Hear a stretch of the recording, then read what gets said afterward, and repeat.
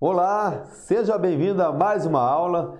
Nessa aula nós falaremos dos afastamentos. Quando o empregado ele se afasta da empresa, seja por um motivo justificado ou injustificado, o que eu devo fazer? Qual o procedimento que o profissional do departamento pessoal deve ter perante esse tipo de situação? Bom, quando nós falamos em procedimento do profissional, nós temos que lembrar que hoje ainda nós temos dois programas, duas formas de transmissão de informações para a Receita, para a Previdência e para o FGTS. Quais são essas duas formas? CFIP e E-Social. CFIP e E-Social. Entendendo, no E-Social nós temos o evento de afastamentos temporários, que, aliás, as empresas do Grupo 1, do Grupo 2 e do Grupo 3, que são todas as empresas do setor privado do Brasil, já estão obrigadas a fazer. Então, todas as empresas, seja empresa do Simples, seja lucro presumido, lucro real, seja uma entidade filantrópica, todos os empregadores estão transmitindo os afastamentos temporários dos seus empregados no E-Social. Porém, as empresas do Grupo 3, que ainda não estão gerando o DARF, lembra do DARF, da Previdência, que é gerado lá na DCTF Web, as empresas do Grupo 3, que são as empresas do Simples, o empregador pessoa física, o produtor rural pessoa física e as entidades filantrópicas, esses ainda não estão obrigados a gerar a DCTF Web, o DARF na DCTF Web. Portanto, estes ainda têm que levar informação previdenciária dentro do CFIP. Eles ainda geram o GPS e ainda é utilizado o CFIP para entrar no banco de dados da Receita, da Previdência, principalmente, e da Caixa. A Previdência Social é quem fiscaliza o envio ou não dos afastamentos temporários. Tem muita gente que acha que essa é uma obrigação trabalhista e não é, é uma obrigação previdenciária. Dá uma olhada no módulo que nós inserimos no nosso treinamento, o módulo fiscalização. Ali vocês têm um vídeo completinho falando das multas trabalhistas, multas tributárias e multas previdenciárias. E vocês vão ver que lá nas multas previdenciárias estão as multas para afastamentos temporários. E a multa ela pode variar mais ou menos entre R$ 2.500 a R$ 250 mil, conforme a critério da fiscalização. Então, lá tem tudo explicadinho, dá uma olhada lá. A multa não é pequena não, Então, vamos lá. Voltando para os afastamentos. Então, temos CFIP. Para as empresas do Grupo 3 ainda é fundamental. Porque as empresas do Grupo 1 e Grupo 2 ainda geram CFIP, mas só para recolher o fundo. Mas lembrando que elas também continuam lançando as informações de movimentação por conta da Caixa Econômica Federal, que ela também recebe essas informações.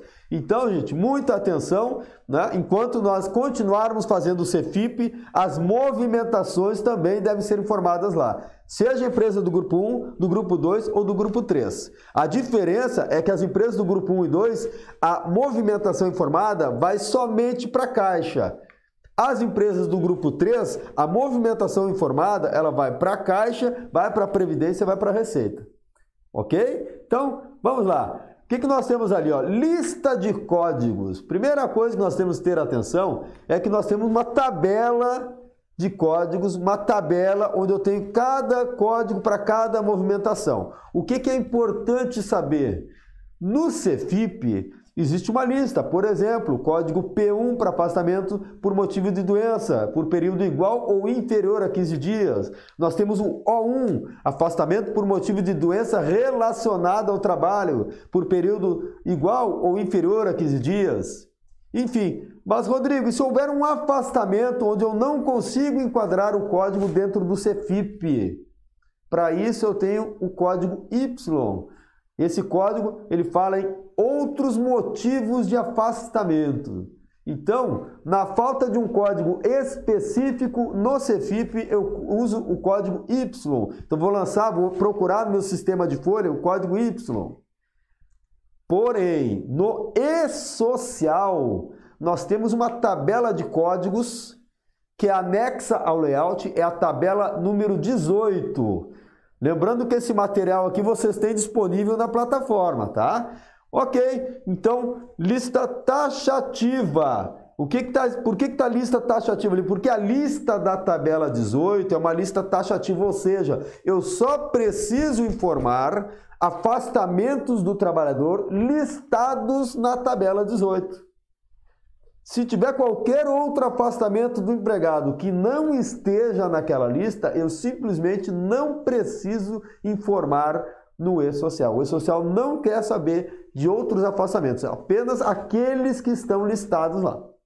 No final da nossa apresentação tem a lista completa, atualizadinha da tabela 18, já inclusive com o layout da versão S. Ok? Então vamos lá, ó. Nós temos dois tipos de afastamentos. Eu prefiro passar dessa maneira: previdenciários e não previdenciários. Previdenciários são aqueles que o empregado vai entrar em benefício. Licença maternidade, afastamento por doença por período superior a 15 dias, afastamento por doença relacionada ao trabalho, ou um acidente de trabalho, né, por mais de 15 dias.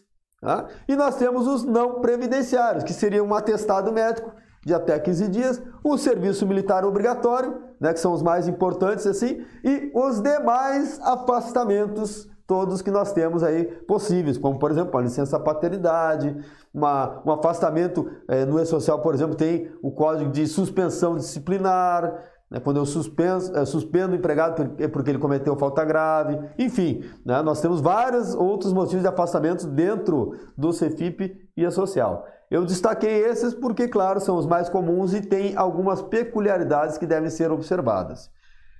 A doença ali, ó, na parte de previdenciários, a doença com mais de 15 dias, nós devemos observar a soma dos atestados. Lembrando que num período de 60 dias, atestados decorrentes da mesma doença ou do mesmo motivo do acidente, no caso de acidente, né, eles devem se somar para verificar aquela questão dos 15 dias que são por conta da empresa e a partir do 16º dia por conta da Previdência. Sempre lembrando isso aí, a soma dos atestados. Na sequência, ó, aqui nós temos um resumo, mas vamos esclarecer esse resumo. Licença maternidade. A licença maternidade no CFIP é o código Q1 e no e-social é o código 17. Lembrando que a tabela de código do e-social é a tabela número 18. Lá tem todos os códigos. O código 17 eu estou dizendo para a Previdência que a empregada se afastou por motivo de licença maternidade. Tá? Qual é a grande característica da licença maternidade? Enquanto a empregada está afastada, a empresa continua recolhendo o FGTS, como se ela estivesse trabalhando, e continua lançando ela na folha para calcular a Previdência Social, patronal, RAT, tudo normal, ela continua como se estivesse trabalhando na folha, só que ela está com a movimentação de licença maternidade. E lembrando que aquele salário maternidade que nós pagamos, nós lançamos em deduções no nosso sistema de folha para abater do valor a recolher para a Previdência Social, seja na GPS, seja no DARF previdenciário. É a única questão que sempre tem que lembrar. O que eu pago de licença maternidade porque é um benefício previdenciário. Então quem tem que pagar para a empregada não é a empresa, é a Previdência. Só que a Previdência Social fez um acordo com as empresas. Olha, no caso de licença maternidade, a empresa paga para facilitar o trâmite todo e no dia 20, quando for recolher a GPS ou o DARF, abate do valor. Simples assim. Tá? Depois nós temos lá as doenças com mais de 15 dias. Lembrando que doenças e acidente com mais de 15 dias, no E-Social nós temos que transmitir o evento no 16º dia. Nós temos uma aula lá no módulo de E-Social tratando dos prazos dos eventos. Explicamos isso aí, mas não custa lembrar. No 16º dia é que eu transmito, né? Lembrando que o nosso treinamento tem módulo de desde A a Z, tudo que passa na rotina do departamento pessoal está lá na plataforma, é só acessar, né? Nosso aluno ele vai estar, além disso, ainda está bem informado. Não esqueça que nós temos o Fisconet Responde, Fisconet Notícias, Fisconet Urgente com vídeo aulas resumindo o que mudou, tudo acessível na plataforma do aluno. Então, né, nós temos, além de conteúdo, nós mantemos o nosso aluno atualizado. Vamos lá. Depois nós temos o código no Cefip é o P3, aliás, desculpa, é o P2, né? O P2 que é afastamento por motivo de doença por período superior a 15 dias. Lembrando que quando ele retornar tem que informar o código P3 no Cefip. Sempre lembrar isso aí, né? E no E-Social nós temos o código O3, né? O código O3 que ele trata de afastamento por doença. No E-Social é afastamento por doença. Não importa se é mais ou menos de 15 dias, o código sempre será o O3, tá? Lembrando assim, ó, o que acontece? Como é um afastamento mais de 15 dias, no mês em que ele, o mês todo estiver afastado, por exemplo, ele se afastou no início de novembro, né, lá pelo dia 20 de novembro fechou os 15 dias, o mês de dezembro, esse empregado ele vai estar o mês todo afastado. Não há necessidade de lançar ele na folha ou transmitir ele no Cefip ou no E-Social, porque não há qualquer informação ou remuneração a ser paga para ele. Porém, lembre-se, às vezes tem acordos ou convenções coletivas do trabalho prevendo complemento de verba para o empregado caso ele receba menos na Previdência. Lembrando, isso não é uma exigência legal. Se tiver previsão em acordo ou convenção coletiva, por exemplo, o empregado ganha R$2.000 e o benefício previdenciário dele ficou em R$1.700. E o meu acordo ou convenção coletiva de trabalho prevê que eu devo complementar esse prejuízo. Eu vou pagar então R$300, que é o que falta para fechar os R$2.000, para ele não ter um prejuízo. Esse complemento, ele não tem incidência.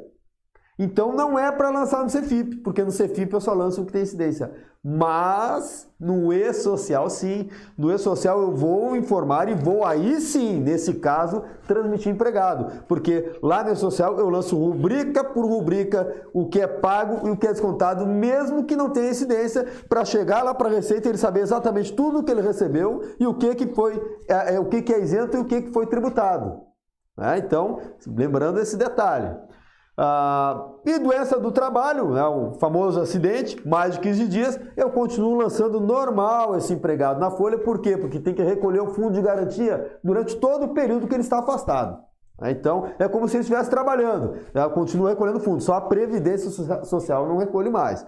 Por isso que tem um código diferenciado, é o código P2 lá no Cefip. Quando ele voltar também tem que informar o código P de Paulo 3, assim como a doença, o acidente, quando ao retorno, informar o código P3 e, finalmente, o E-Social é o código 01.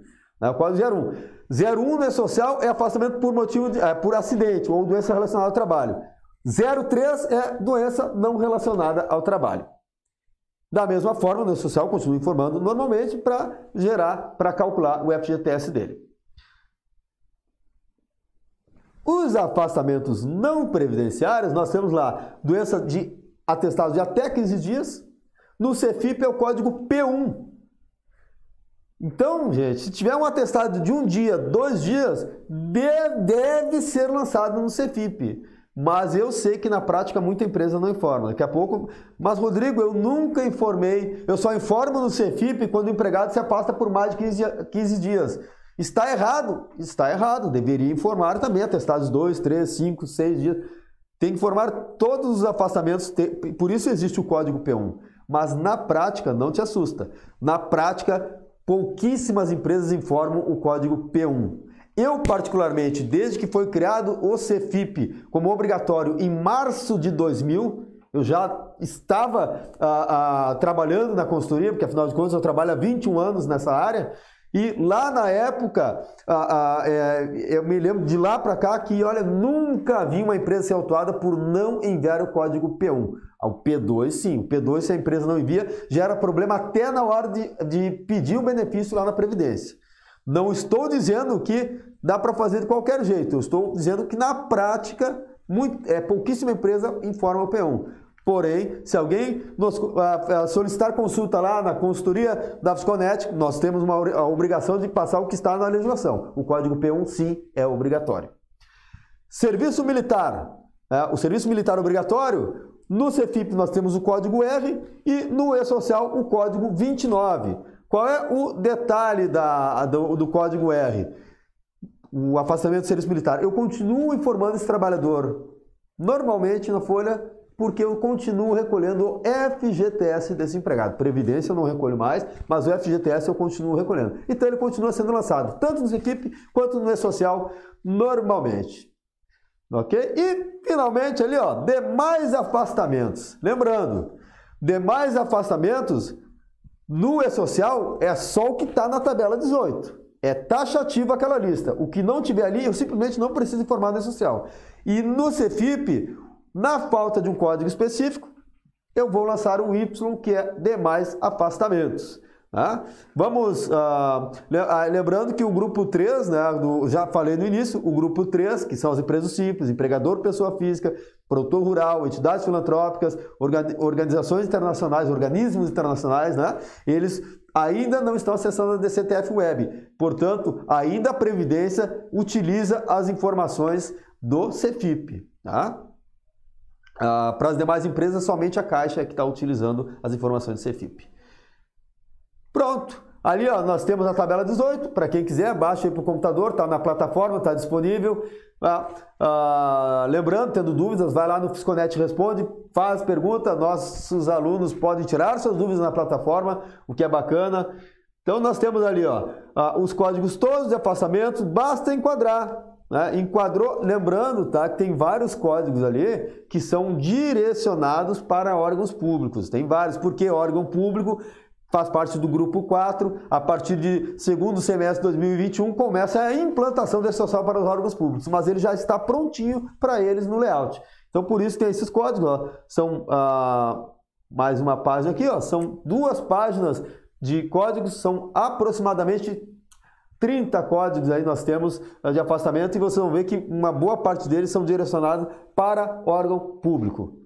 Tudo bem? Então era isso, espero ter esclarecido. Mais uma vez, o nosso diferencial é esse. Nós não ficamos apenas limitados à legislação trabalhista. O nosso treinamento envolve E-Social, envolve declarações, CFIP, tudo que o profissional precisa, a fiscalização, emissão de certidões, procuração eletrônica, nós temos orientações de tudo. Basta procurar na plataforma, tem um módulo para cada assunto e constantemente estamos inserindo novos vídeos, novas informações e mantendo os vídeos que já estão atualizados. Então, até mais, forte abraço!